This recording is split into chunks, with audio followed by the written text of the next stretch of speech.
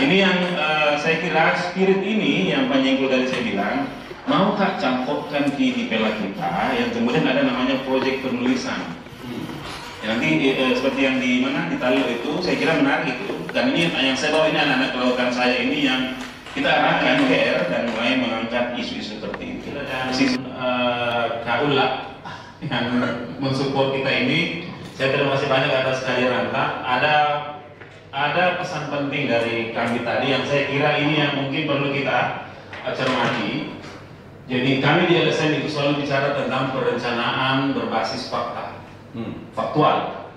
Kenapa disebut faktual? Karena can be verified, bisa dicek, bisa diverifikasi kan? Apa yang diverifikasi? Data, informasi yang bisa lokasi, waktu dan seterusnya. Itu faktual, betul?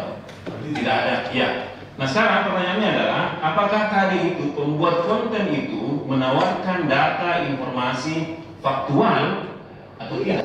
Tidak faktual. Nah, berarti itu namanya di situ kan? Nah, tugas kita, saya setuju tadi idenya Sofian ya, tentang yang bilang tadi storytelling itu saya kita nih. Ya, karena pada ruang dan waktu kita akan sampai pada kepastian informasi faktualnya. Apakah dia pas, tetapi itu fakta? Apakah dia existing? Apakah dia proyeksi misalnya kalau bicara perencanaan dan sebagainya.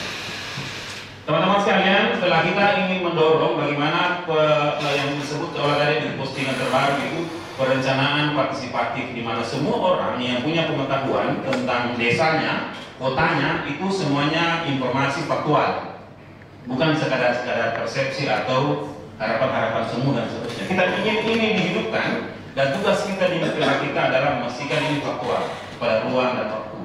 Makanya berita kita Mubarak harus ada apa namanya itu 5W 1H ya. Satu lagi. Apa satu lagi? Sensasi. Oke, bisa. Sensasi bisa diundur. Faktualnya itu bisa menurut kesedihan atau spesifiknya dan ya, sangat detail pasti kan? Ya.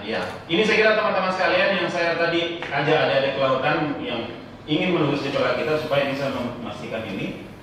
Saya selalu bilang, kalau Anda pergi ke pulau, ke pesisir, kemudian tidak menyimpan data informasi faktual, karena Anda ke sana dengan satu ketemu apa yang didapat di situ, itu rugi sekali. Karena saya ini termasuk yang menyesal.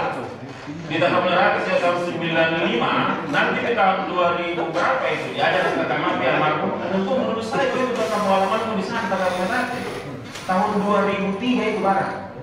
Jadi buku aku bertahun-tahun. Saya dibully kami menulis di sistem reporter Pak Nyengkul. Kaulah tidak bisa bedakan di sana itu dipisah terus sambung. Serius kan? Paling suka salah dong. Anda bilang baru memilih. Kau tentu jadi penempatan di pisah terus sambung. Saya bilang serius ini. Artinya apa? Kita ini di kampus tidak pernah betul-betul siap atau punya kompetensi untuk menulis.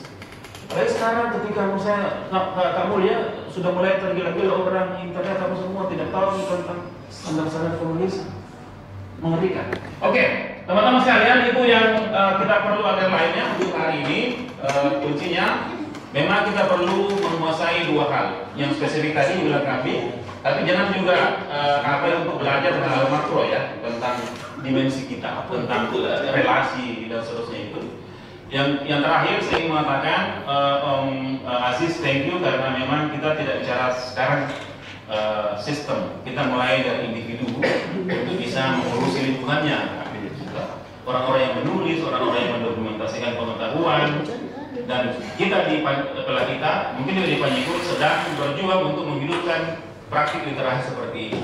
Ya, terima kasih banyak Kak Ulas sekali lagi. Terima kasih banyak untuk narasumber Kak Rusdi, Kak Anggi.